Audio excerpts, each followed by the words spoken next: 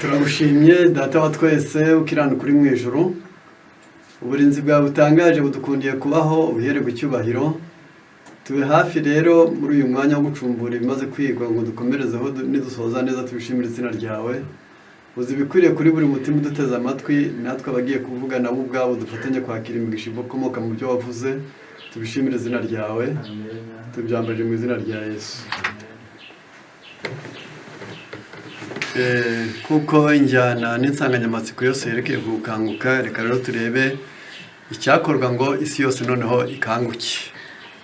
Niko icyakorwa ngo abagabo bakanguke, abagore bakanguke, abana bakanguke. Izo nzego ukoresha tuzitiye ku isi, yarangiza muri rwego professionnel, abategetsi bakanguke, abaganga bakanguke, abigisha bakanguke, ababyeyi bakanguke muri rusange. Ndagira ngo nicyo cyerekezo cy'uyu mwanya. Rero bitwaye iki udakangutse? Cyaba ari ikibazo se umuntu ibyo akora byose abikoze asinziriye? Ndagira ngo namwe murabizi ko kuri benshi namwe murabizi ko nta mugizi usinziriye uretse kwiruhura gusa umubiri, maze akaba ari kugira ngo ateganye neza icyo azakora ngo abe ejo azagira umusaruro mwiza. Kuko rero ibi turimo ari bikangura umubiri ngo umubiri ukangukana n'ubwenge, niyo impamvu iri butume tugerageza kureba icyo twakora ngo nibura ubwenge bwacu bwerekeze ku ngingo ikomeye. Tugomba gukanguka mu mutima. Umutima uvuzwa ntabwo ari utera amaraso, nicyo bita ame.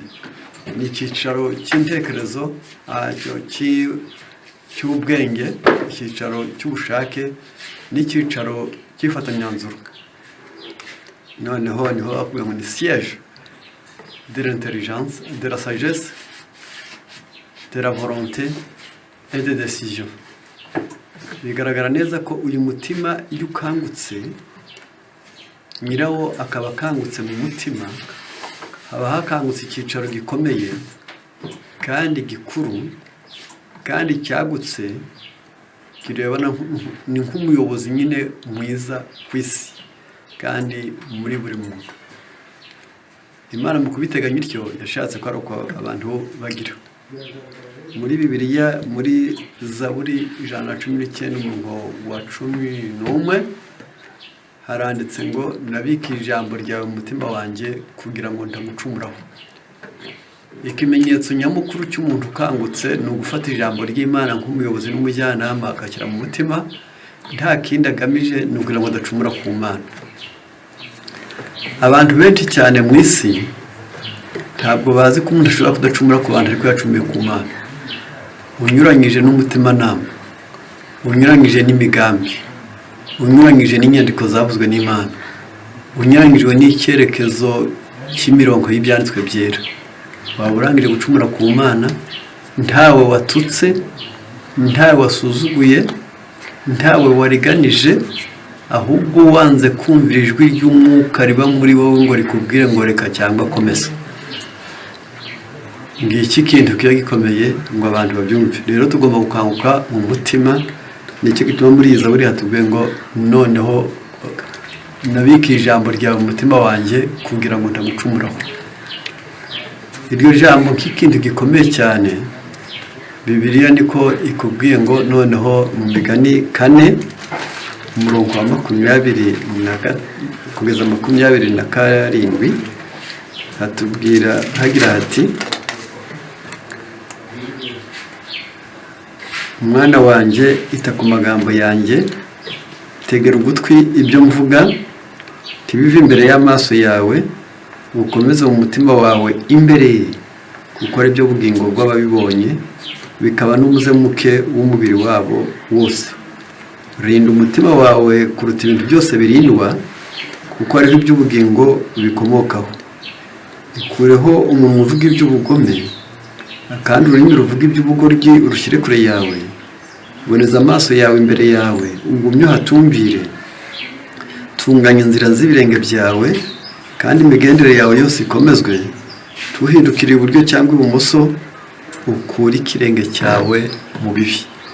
Uyu muntu aba akangutse, kandi inama z'ijambo ry'Imana zirarangiye kumukangura.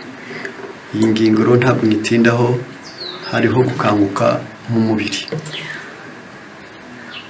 mu Bibiliya hatubwira ngo muri Luka 21 umurongo wa 34 haratubwira ngo nicyo gituma bivuga ngo usinziriye we kanguka uzuke oya n'ahandi kanguka maze ariko reka ndisome kuko rivugamo byinshi tubyumve neza ingingo ku ngingo kandi neza muri iyi Matayo Luka 21 uhereye ku murongo wa 34 harimo aya magambo agira ati haranditse ngo ariko mwirinde imitima yanyu yo kuremerwa n'ivutu no gusinda n'amaganya y'isi uwo munsi ukazabatungura 35 kuko uzatungura abari mu isi bose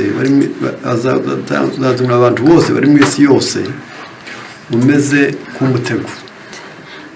Ikintu giteye ubwoba intambara dushobora kuzumva mu kirere kimwe, inzara ukayumva mu gace kamwe, izuba ukaryumva mu karere, ushobora kumva intambara mu karere, ariko no mutego we uravuze ngo tuzatungura abantu bose bari mu isi yose kandi uzaza umeze nk'umutego. Ubwo bigaragara neza ko bizasaba kuba umuntu akangutse kugira ngo atazafatirwa muri uwo mutego utezwe imbere y'umuntu wese uri ku isi yose, ku buryo nta mugabane n'umwe warokoka uyu mutego. 36 nuko rero mujye mu amaso musenge iminsi yose kugira ngo mubone kurokoka ibyo byose byenda kubaho. Ikimenyetso gusa gikomeye cy'uko umuntu akangutse ni uko umuntu ukangutse ajya aba maso, kandi umuntu uri maso abona akaga impande zose, mu byiza harimo umutego, mu bibi harimo umutego, mu byanditswe ubuzima bwose bwa buri munsi burateze ku buryo umuntu atabaye maso umutego wamufatira hagana hose. Uvuye ku ishuri byaza, wabona akazi bikaza, wabuze minerivare bikaza, ucuruza biraza, woroye birahari, ufite icyubahiro birahari, usuzuguritse birahari, urwaye birahari, uri muzima birahari, nta muntu n'umwe imbere ye udatezwe. Kire niyo mpamvu bavuze ngo tugomba kuba maso. Bivuze ngo nukuri mujye mu maso, ariko mwe kuba maso gusa muri kanure gusa, ahubwo mujye musenga n'iminsi yose kugira ngo mubone ibyo kurokoka uko mwarokoka ibi byose byenda kubaho. Aha ntabwo ntambutse ntinda, tugomba no gukanguka mu mubiri mu buzima busanzwe ku bagize basinzira.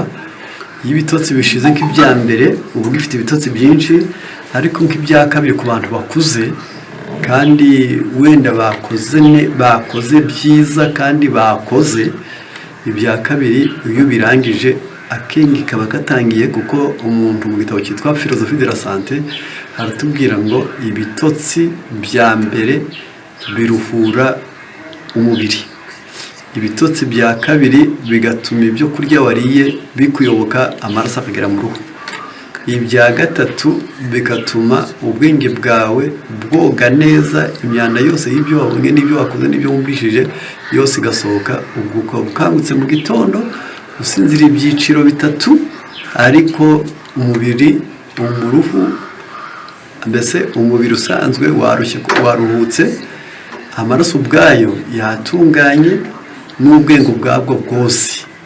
Ubwo nicyo gituma muri Zaburi 4 na Zaburi 3 hatubwira ko umuntu akwiriye kuyasinzira yizuye, kuko Uwiteka wenyine ari umuha kuba amahoro. Iri jambo kubiga Bibiliya kuvuga ngo Uwiteka wenyine ni umpa kuba amahoro, nawe ubwawe ntibashobora kwiha amahoro. Yesaya 60 atubwira ngo nta mahoro y'abanyabyaha. Ni ugomba kunyabira icyo gice. Noneho kibigarukiraho n'umugore washatse, n'umugabo washatse, n'umwana wabyaye, n'umuvandimwe muvukana, n'akazi ufite, nabyo ubwabyo byakubuza amahoro. Nicyo gituma Uwiteka wenyine niwe uguha kuba amahoro. Noneho aha rero iyo umuntu akangutse avuye mu bitotsi, niho wibaza ngo mbe ubu n'igihe ki, ugatekereza ku mirimo uri bukore mu gitondo, ugatekereza ku kuntu ugomba kwihagarika cyangwa kwibohora ku kufu, ugatekereza ibyo wacumbitse naho uri bubicumburire, ugatekereza izindi ngamba uzakoreraho ejo. Umuntu ukangutse kuko mu mutima n'umubiri hakangutse ingamba ziraza noneho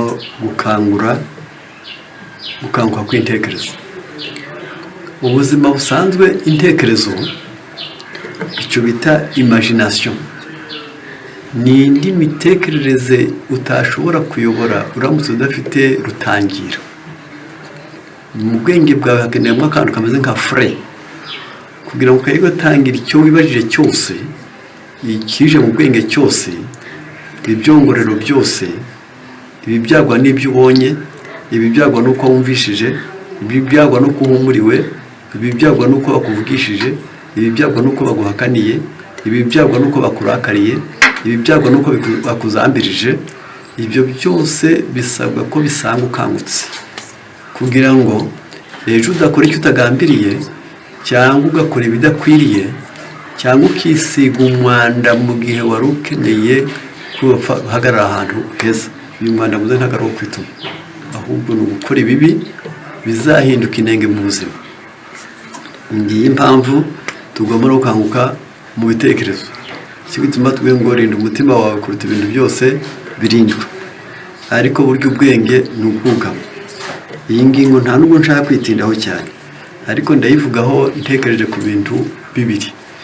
Mu gitabo cyitwa ubutumwa ku basore mu cyigisho cyacyo cya 57 harimo aya magambo agira ati, ni paji 190, ndasoma 191, aravuze ngo ne vous contentez pas d'un idéal peu élevé, mwijya mwishimira urwego rwo hasi, mwijya mwishimisha kujya kumesa imyenda ingana na 20 ugahera ku muswara, wajya guteka inkono z'abantu 20 ugahera ku isosi, yarangiza wajya kubaka inzu ugahera mbese ahoroheje.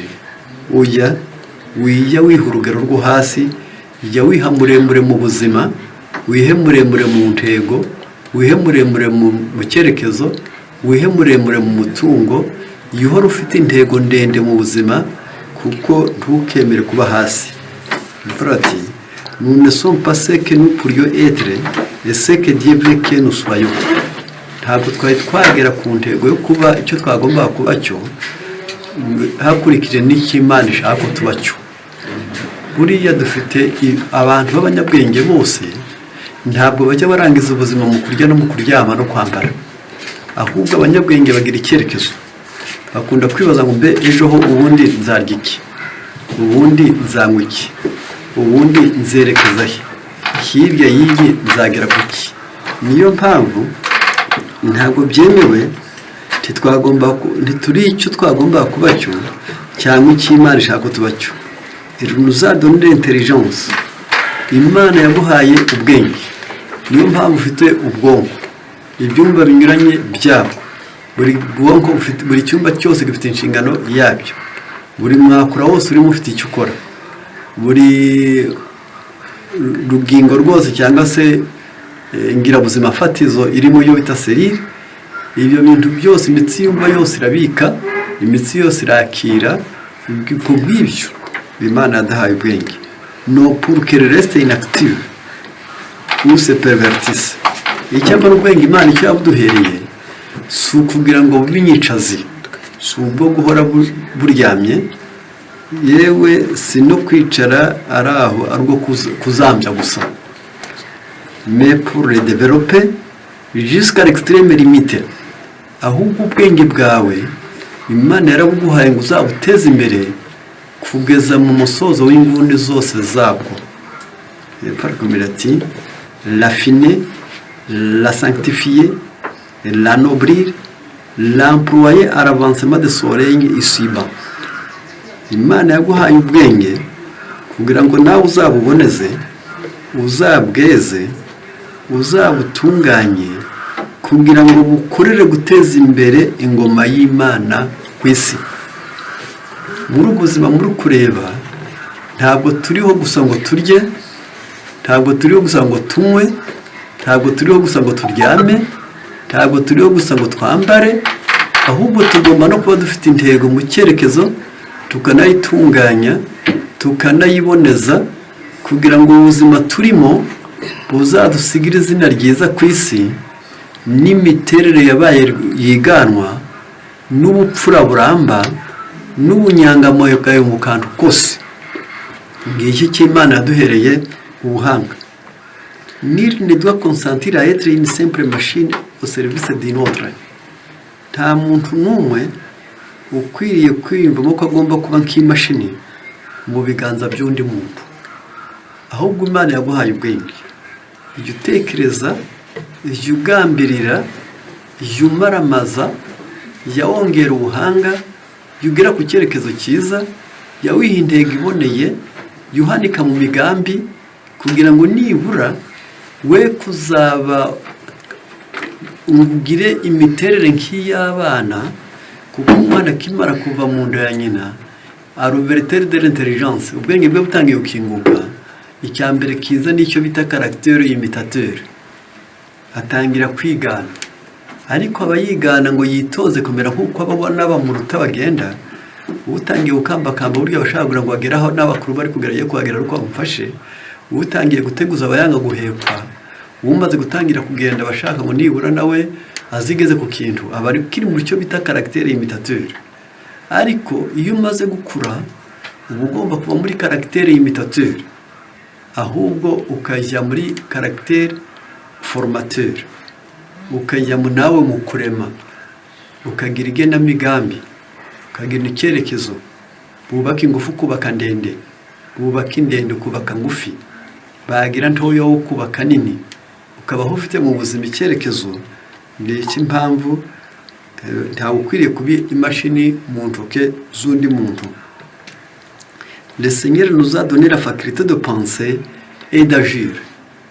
Mwari muzi ko burya Imana yahaye buri wese ubushobozi bwo gukora n'ubwo gutekereza.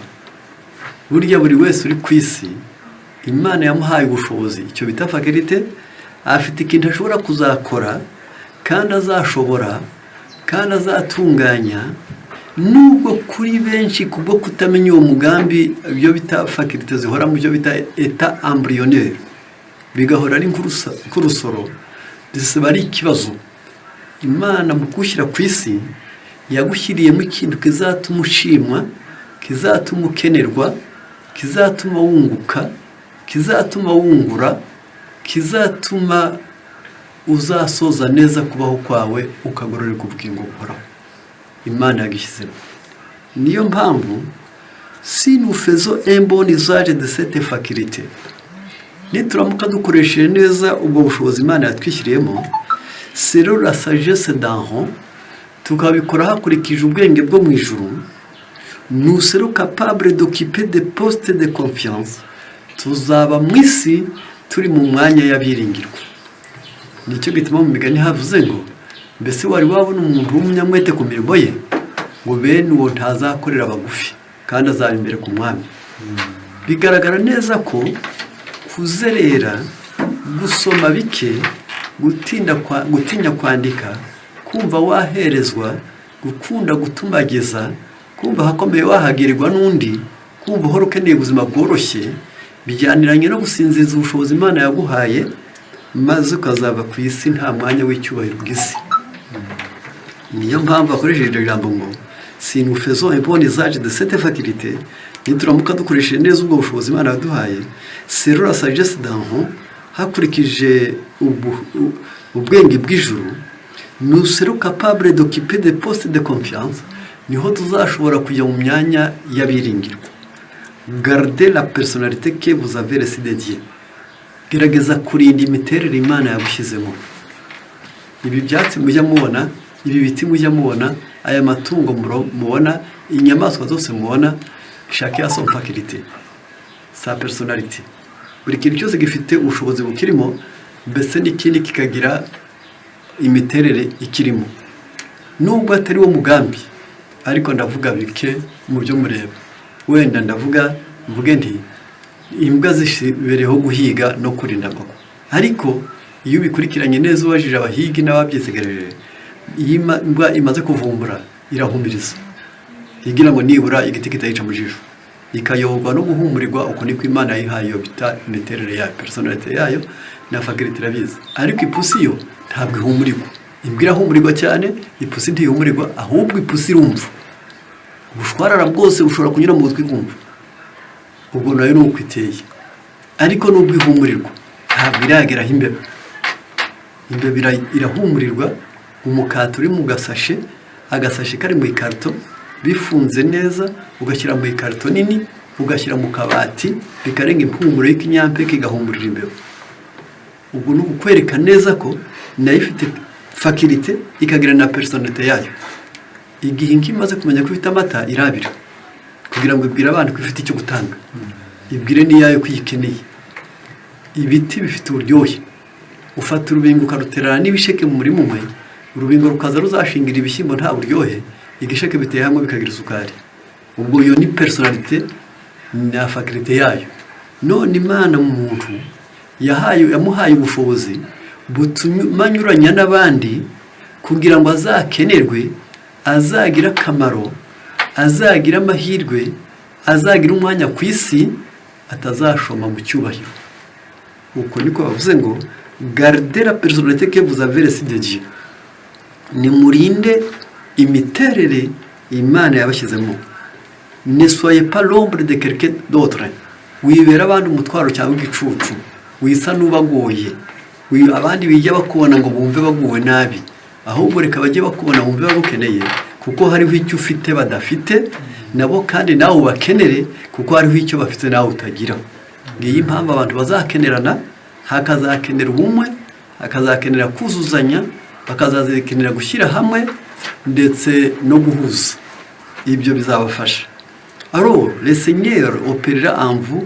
et par vous nugera muri iyi ntambwe niho Imana izakorera muri wowe kandi ikagukoresha izakora ibintu bibiri izagukoreramo kandi izagukoresha nuramuka wemera bityo ukomeje ugasoma neza beaucoup se rendent inutiles à refuser des responsabilités par crainte d'être d'échec possible hari abantu benshi cyane baba ku isi ari imburamumaro bitewe no kwanga inshingano kubwo gutinya gutsindwa ubuzima bwose watinye gutsindwa ntiyiga watinye gutsindwa ntahinga watinye gutsindwa ntabaza watinye gutsindwa ntiyubaka watinye gutsindwa ntiyandika watinye gutsindwa ntabwo yaba muganga ubundi ubuzima bwose bubanzirizwa no gutsindwa kugira ngo uzagere ku ntsinzi ubuzima buvuga ko buzatinya gutsindwa ubwo waba utazigera bushobora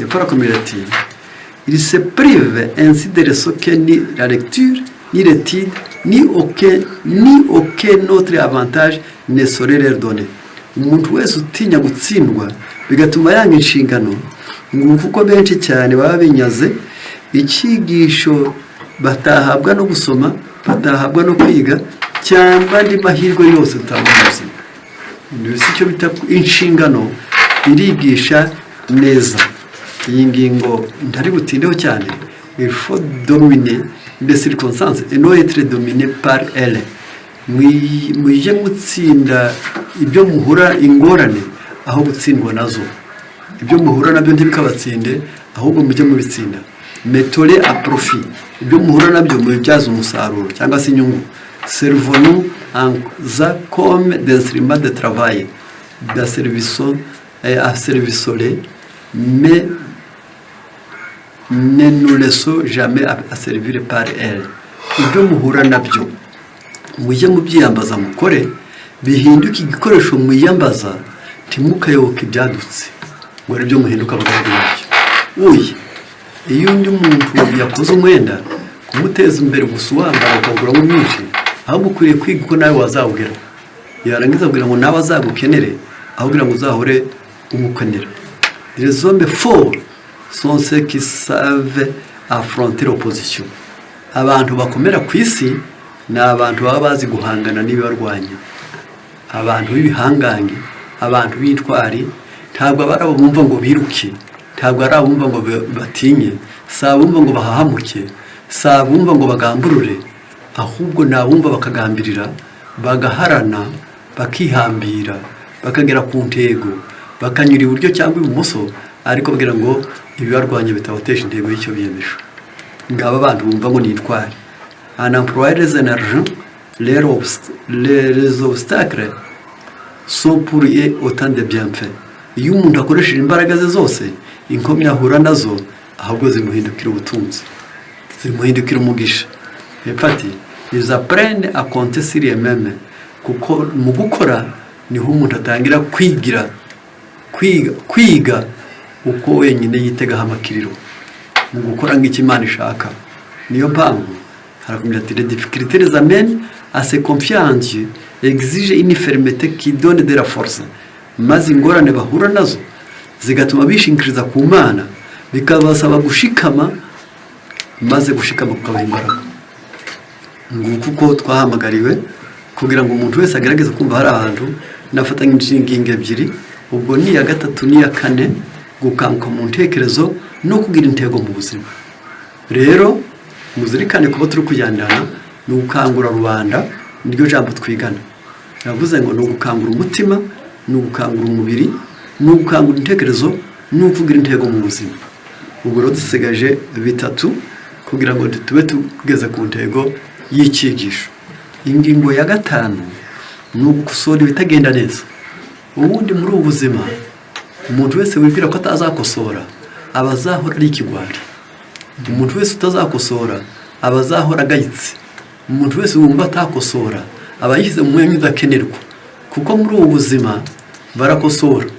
Ntabwo bishoboka ko umuntu yahora ari byiza gusa, aho bibaye bibi ntugatinde gukosora, kuko kugira ngo nibura ukanguke ikimenyetso cy'uko ukangutse ni ugukosora.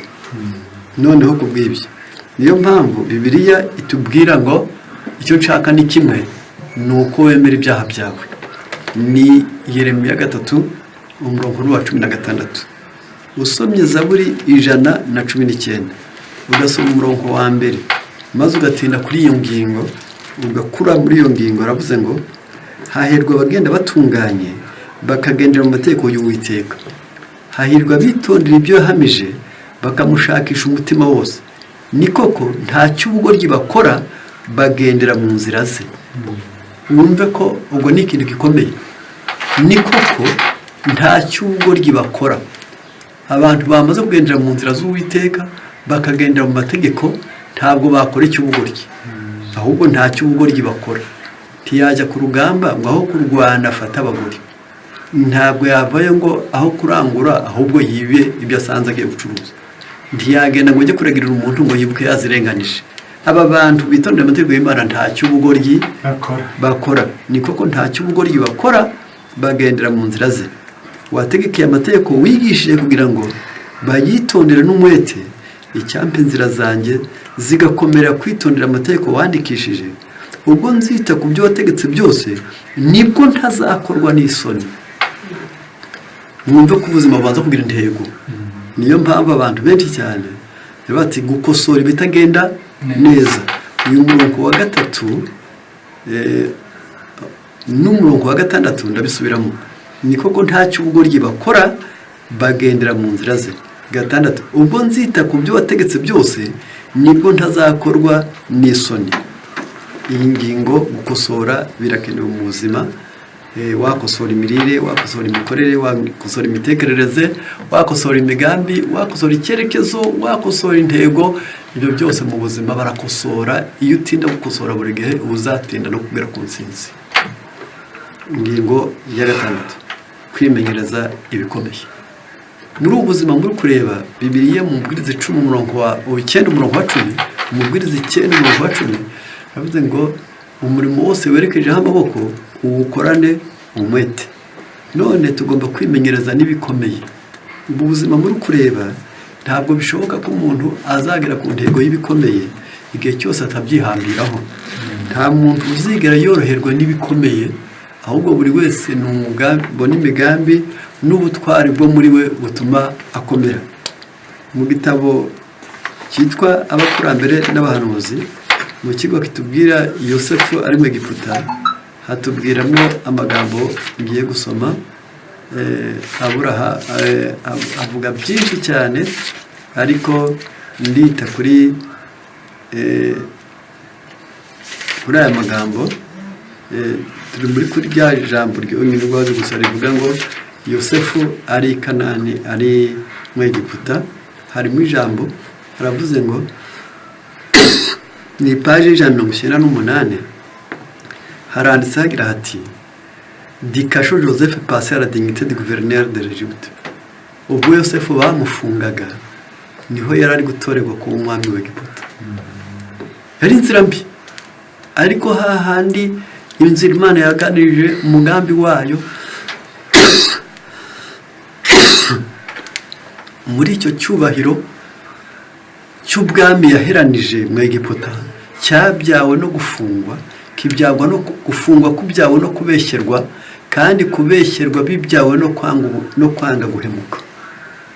kwanga guhemuka nibyo byamukujije yanze guhemuka arabeshyerwa abeshyewe arafungwa afunzwe niho yeretswe niho yasobanura inzozi ubwo yasobanuraga inzozi niho amakuru yagiye ubwo amakuru yagendaga niho umwami nawe yarose uko ukenewe hose uru rwari urugendo rw'imigambi y'Imana icyo bita la providence yarangiza uko niko yaragize none ubwo yari kuzamuka buhoro buhoro icyo tumwigiraho rero peu de personnes page 199 peu de personnes comprennent l'influence des petites choses sur le développement des caractères n'abantu bake bazi utuntu duto mu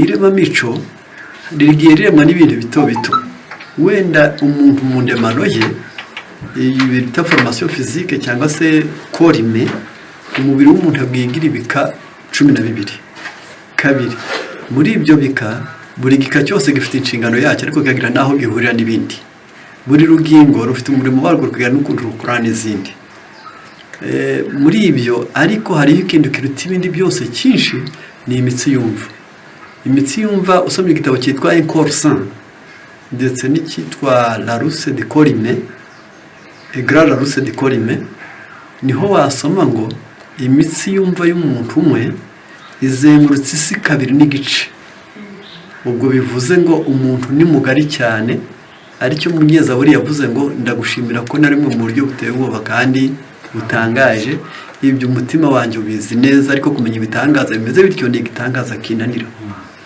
bigaragara neza ko umuntu aremetse mu buryo afite amagufa 202 imihoro iri hafi kurenga 620 yarangiza umuntu mbese afite ahantu agenda ahurira n'uducagure ko Imana yamuteranije mu nda yarangiza ariko iyo mikorere imeze ityo haravuze ngo ariko utwo tuntu duto niko tugize umuntu no mu buzima ibigize ingeso bigizwe n'ibintu rero iyo umuntu akangutse kuko ari cyo cyerekezo cyacu abanza kureba igikenewe cyakora mu buzima haranditse hagira ati Dieu de ce qui doit nous occuper n'est réellement petit ikintu cyose uzi ko waba uhugiyemo tukacyite gito ikintu cyose waba uhora uhugiyemo tukacyite gito niba ari ukuvuga ubwo bizagira ingaruka nini niba ari ugutekereza niba ari bibi bizagira ingaruka mbi niba ari byiza bizagira ingaruka nziza niba wandika banza urebe icyo wanditse nawe usonute imbe nyuma uzasoma azasanga byanditswe n'umunyabwenge azasanga byanditswe n'ikigoryi azasanga byanditswe n'indangare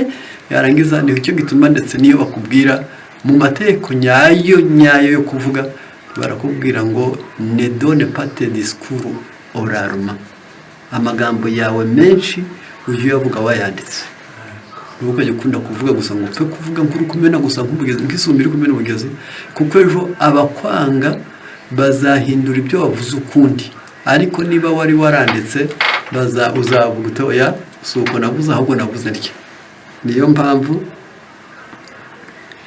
les circonstances variées que nous traversons du jour en jour ont pour but de mettre notre fidélité à l'épreuve et de nous qualifier pour des situations plus élevées ingorane ibyo duhura nabyo buri munsi binyuranye twambukiranya buri munsi umugambi wabyo nugerageza gukiranuka kwacu maze bikadutegurira kuzajya mu myanya yisumbuye ndihuta rero un caractère droit a pris de valeur que l'philosophie umuntu ufite imico itunganye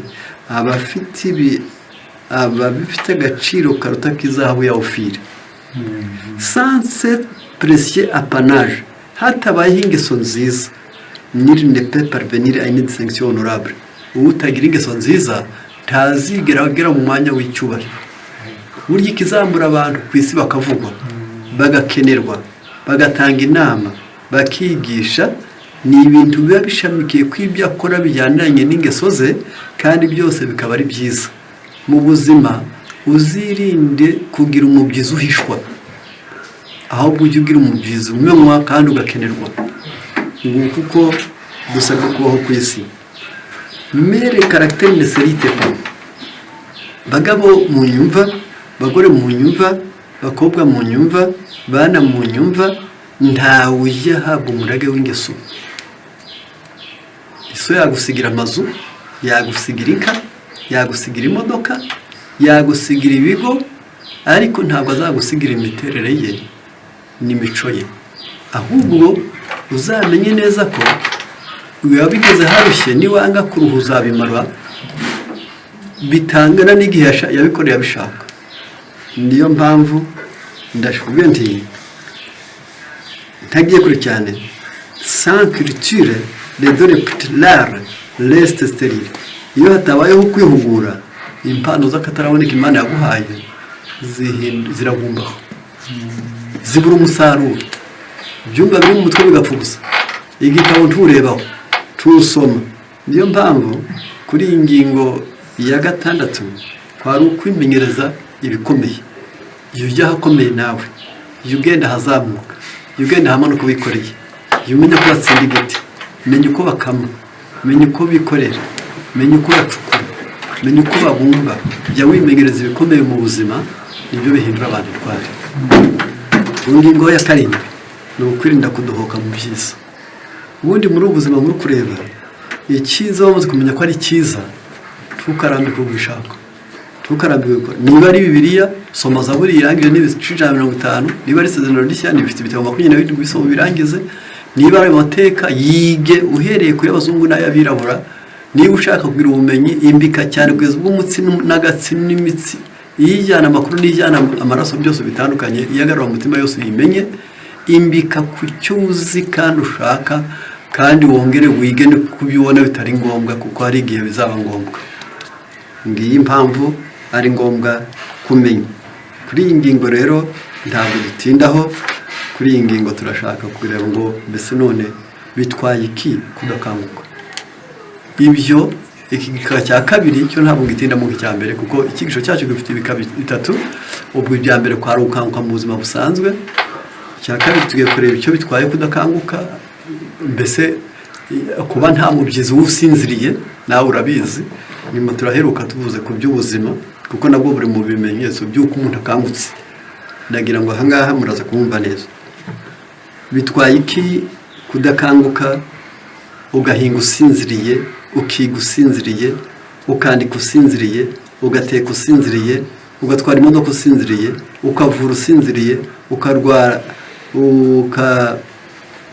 ukarwana se wizo n'intambara zo ku isi usinziriye ugacuruza usinziriye ukigisha usinziriye ugatanga inama usinziriye ubwo ni ibintu 10 bikomeye bidakwiriye gukorwa n'umuntu usinziriye uhinga nakanguke uwiga nakanguke uwandika nakanguke uteka nakanguke utwara imodoka nakanguke uvura nakanguke urwana nakanguke ucuruza nakanguke uwigisha nakanguke kandi utanga inama nakanguke nukuvuga ngo Bibiliya kubera iki ishatse kuvuga ngo biriya byose umuntu akanguke bitewe nuko ahantu hose haratezwe uko utabona umubyizi usinziriye n'uburyo umukani kutawubona rero aha ntabwo batinda cyane ahubwo nashatse ngo nibura njye muri byinshi ariko ngize n'ibyo mvuga mu gitabo cyitwa pour une meilleure santé ndasomamo amagambo make aho navuga nti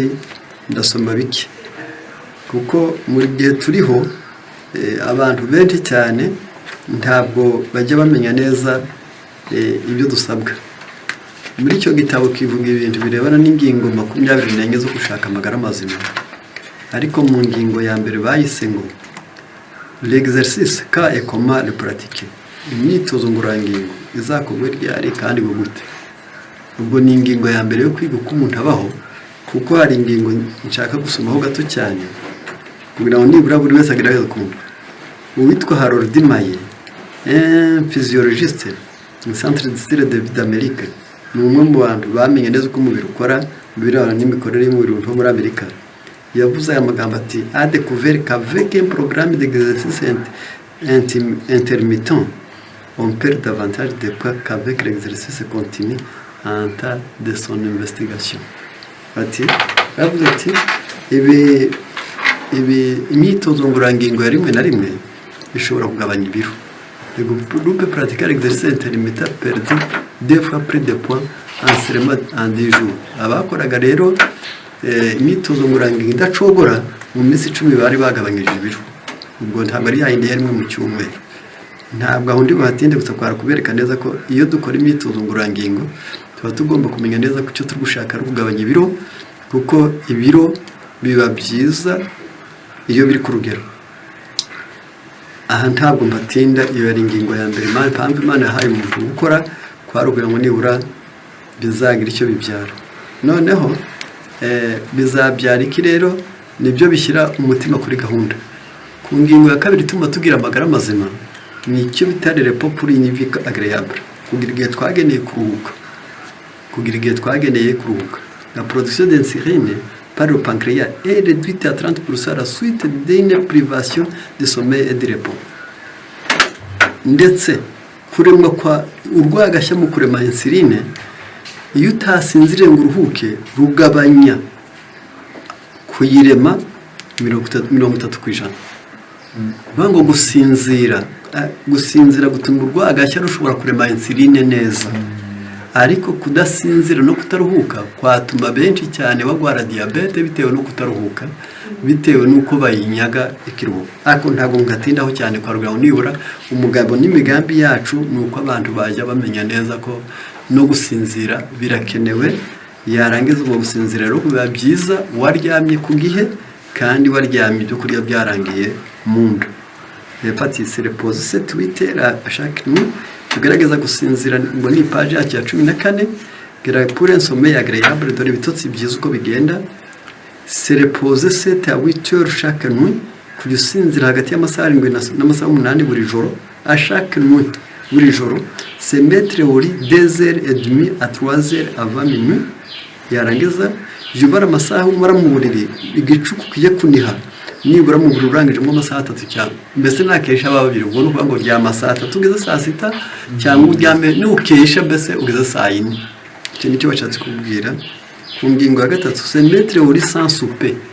Yarangiza ujye ugerageza kuryama utakimara kurya. Ou consommer seulement des fruits ou une soupe légère 2 heures avant de se coucher. Ati cyangwa se hari imbuto cyangwa uryo two kurya tworoheje tumeze nk'udusupu, ariko nabwo hasigaye amasaha 2 ngo uryamye. Un estomac vide au coucher augmentera la qualité de votre sommeil. Iyo umuntu aryamye nta byo kurya biri mu nda asinzira neza.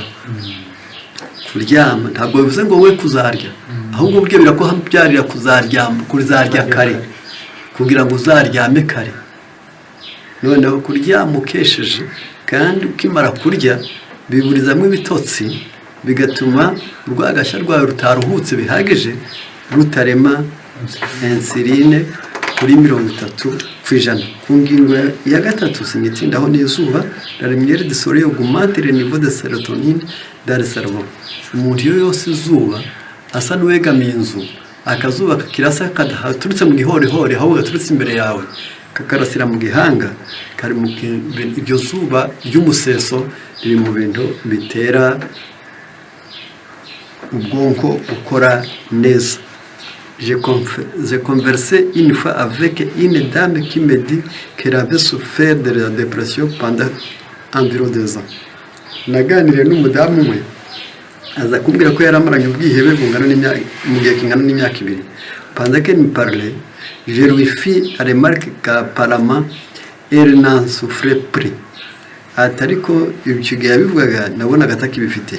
Elle me dit alors que son état s'améliora après qu'elle se fit exposer à la lumière du soleil 1 heure de temps en fin de semaine.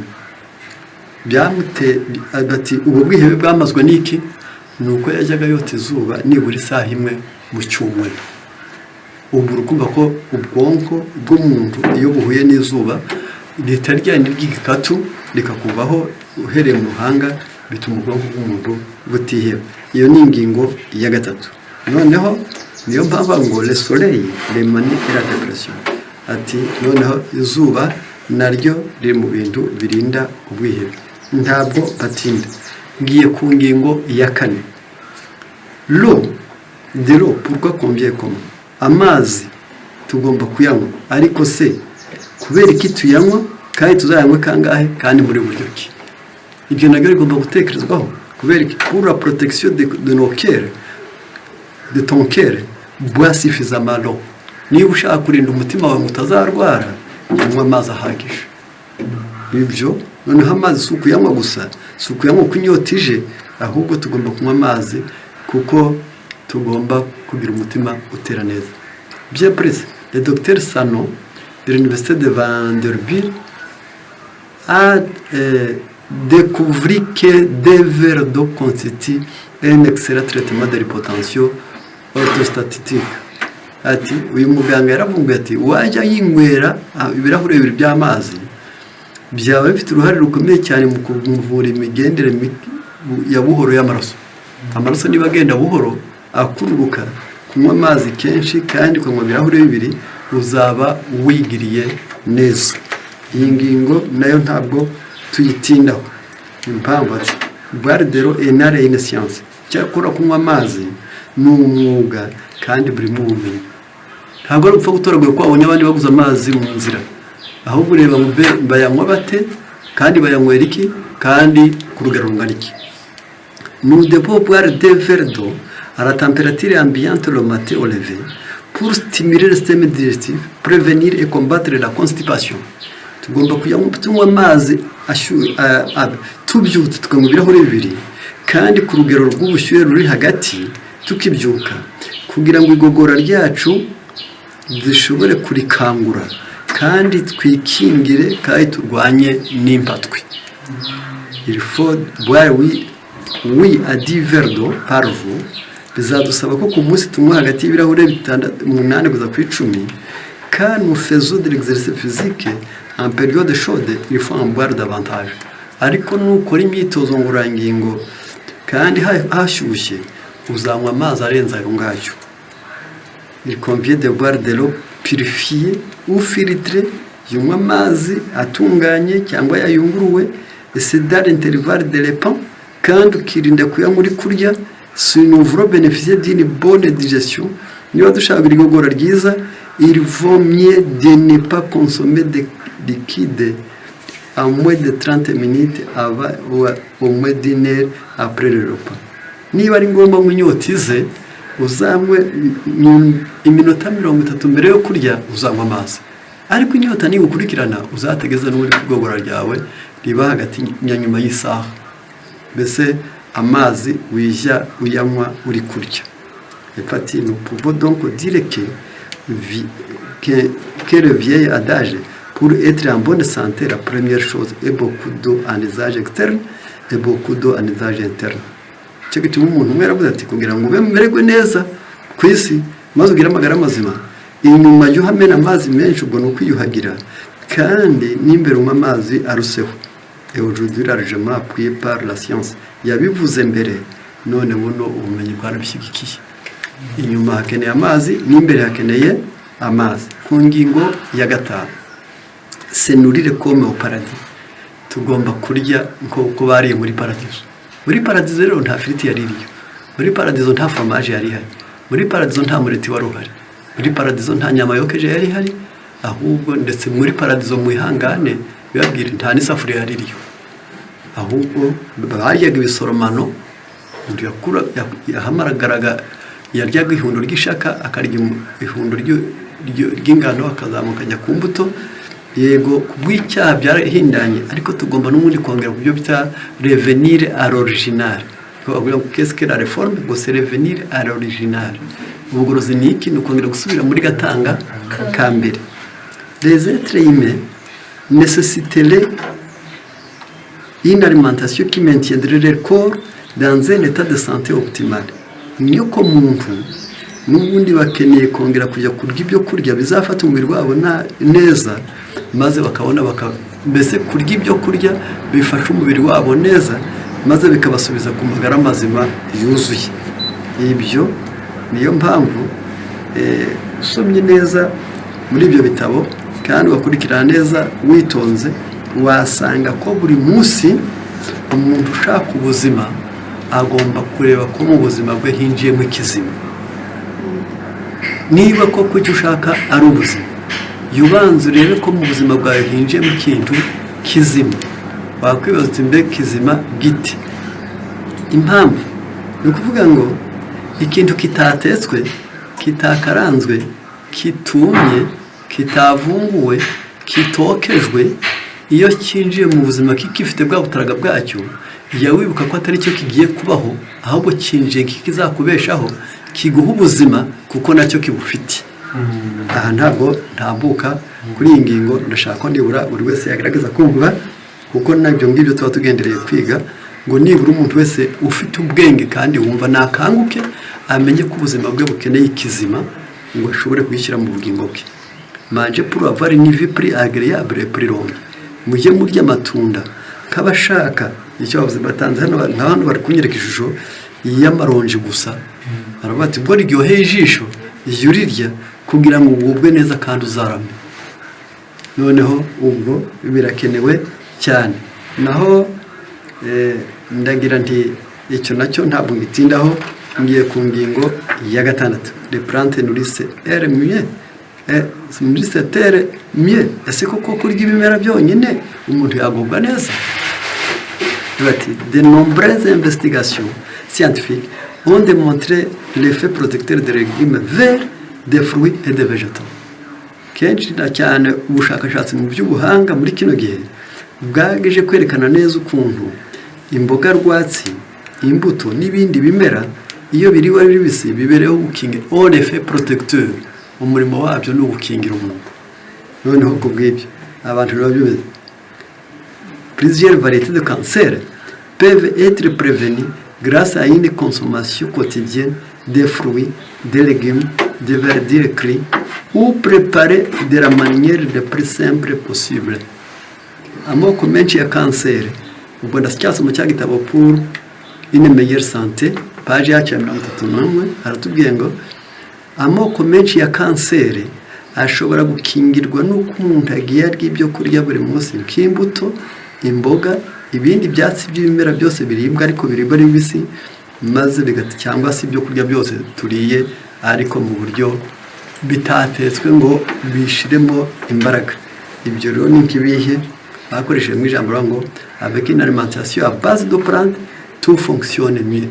Iyo umuntu agiye kurya ibyo kurya bikomoka ku bimera gusa kandi ibyo arya bikamuhaza, ibirimo muri we byose bikora neza.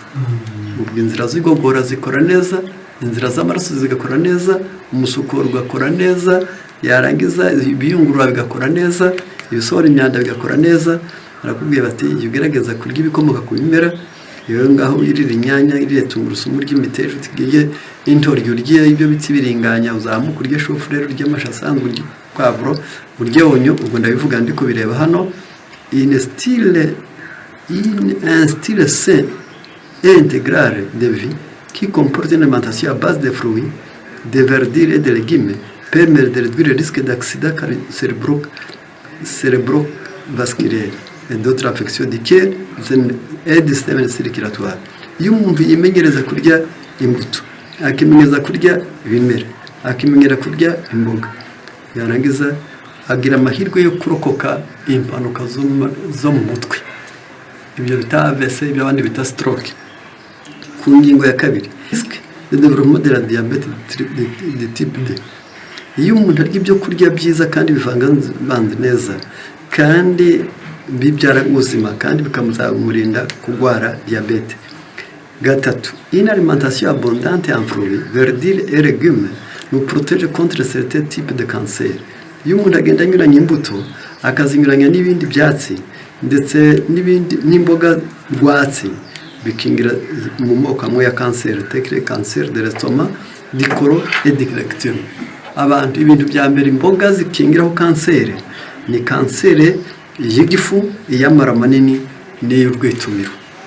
Ku ngingo ya kane, un régime alimentaire riche en fibres à base de fruits de verdure et de légumes et de céréales intégrales peut réduire le risque de maladies coronariennes. Iyo abantu bakunda imirire myiza ikungahaye mu byoroshya mu nda, ikaba ishingiye ku mbuto no ku mboga ndetse n'ibinyampeke by'ishyamba akamaro karyo karemano, bishobora kugabanya indwara y'umutima. Iyi yari ingingo ya gatandatu mu ko tukwiriye kubaho.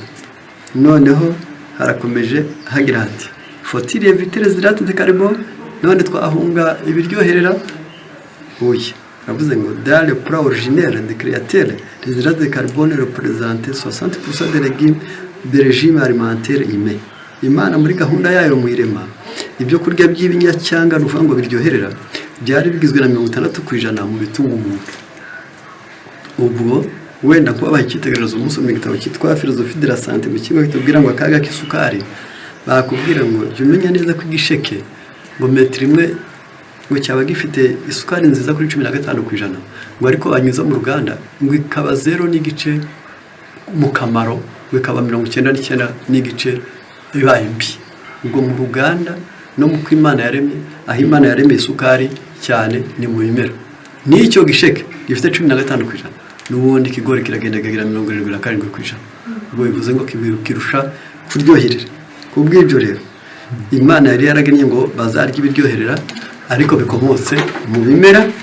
Ndagira ngo ntabwo ndi bujye mpatinda cyane, nite kuri iyi ngingo ngezeho ya 8. Le beau gras existe-t-il vraiment? Koko hariho amavuta meza ku isi? Éviter les aliments raffinés contenant des huiles végétales partiellement hydrogénées. Ngerageza kuyimuvye muhunga ibyanyujwe mu nganda ariko bibumbabumbiye hamwe n'amavuta, ariko murye ibikomoka ku mavuta Imana yaremye. Les semences et les fruits secs oléagineux sont riches en vitamines et en graisses insaturées. Bya bimera by'imbuto ubwo hano berekana gusa nk'izitwa amandi, zo bita almond, bakakwereka inzuzi z'ibihaza, bakakwereka ubunyobwa, bakakwereka soya, bakakwereka ibihwagari, bakakwereka sesame, bakakwereka kitwa pinyo, bakakwereka kitwa pistache. Ibyo byose urukura muri za alimentation biba birimo. Iyo ubiriye nk'uko Imana yabiremye, barakubwira ngo byifitiye amavuta atangiriza. Ubwo nibijya mu ruganda kiraba ikibazo, ariko wabirye nk'uko Imana yabiremye yabagize amahirwe. Aha ntabwo ndi buhatinde na gato. Ngiye ku ngingo ya 9. Vaut-il la peine de consommer des pains complets? Ese hari biragoye kurya umukati wuzuye? Une bonne santé dépend en grande partie de la consommation de céréales intégrales. Ubundi ubuzima bwiza bushingiye mu kurya ikinyampeke gihwanye n'uko Imana yakiremye. Ubuzima bwa mbere bw'ibanze, menya neza ko uboneka ari uko umuntu ariye ikinyampeke nk'uko Imana yakiremye. Ubwo se biragenda bitegura ngo bigende. Dieu s'intéresse à vous et désire que votre alimentation soit meilleure. Imana ikwitayeho, ariko mbere y'uko kwitaho irashaka ngo nawe wite mu kurya imiryo ikwiriye. Imana yikwitayeho iguha inama. Iyo Imana ikwitayeho irawukosora. Iyo Imana ikwitayeho ikwereka ubumenyi. Niyo mpamvu ntabwo uzagiye gusenga gusa ngo mu gihugu oya, ntabwo bavuga umwami ariho uzana ubwami bw'Imana keretse abakora ibyo Data wo mu ijuru ashaka. Considérons un élément de la formule alimentaire conçue par le Créateur. Reka duse n'abareba neza gahunda y'imirire Imana yashyizeho, les céréales intégrales non raffinées. Imana ijya kuduha ibinyampeke yaduhaye bitanongereje. Izabyara iki rero ntabwo mbatindaho cyane. Icyo nari ngendereye kwari kugira ngo la consommation de céréales intégrales aidera également à augmenter l'ingestion de fibres. Iyo umuntu ari ibinyampeke kuko Imana yabiremye bimuha byoroshya mu nda, ce qui peut contribuer à réduire le risque de cancer de côlon. Kubwo koroshya mu nda hakoroha bituma ibinyampeke bigabanya kanseri yo mu mara manini. À la suite d'une analyse combinée de 30 cas, bakurikije ubusesenguzi bwakorewe abantu 30, le docteur Howe de l'Université de Toronto déterminait que les personnes consommant plus de fibres avaient 47% moins de probabilité de souffrir d'un cancer de côlon que ce qui consomme moins de fibres. Kuri abo bantu basanga 77 b'abantu barya ibinyampeke byuzuye barokoka kanseri y'amara manini kuruta abarya ibinogerejwe. Ubwo iyo yari ingingo ya 9. Ubwo rero hano batubwiye ngo vaut-il la peine de consommer des pains complets? Ese muri kubona aho kurya umukati wuzuye ari ikibazo? Oya, noneho ahubwo nibyo kurya byiza.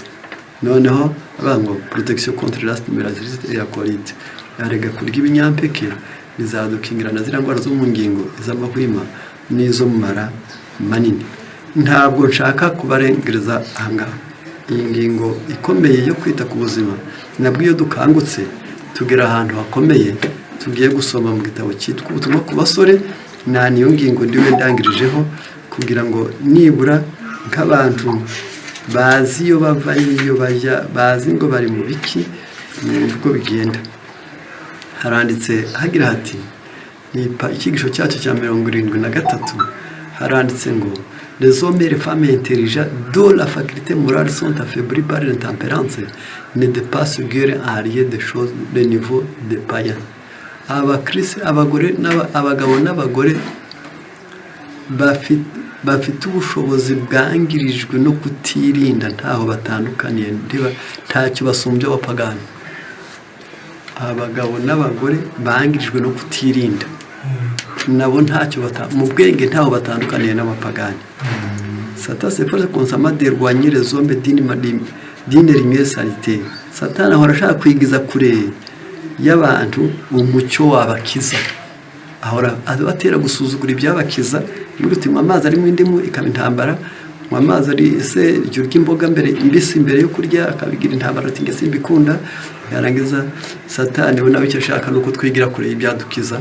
De reprier à la coutume à la mode, abenshi akabahindura imbata z'ibigezweho ndetse n'umugenzo sans souci de la santé physique, mentale et morale. Abenshi bararya batitaye ku magara y'impagarike ay'intekerezo n'ay'ubwenge. N'ignore pas notre grand ennemi que si les appétits et les passions prédominent.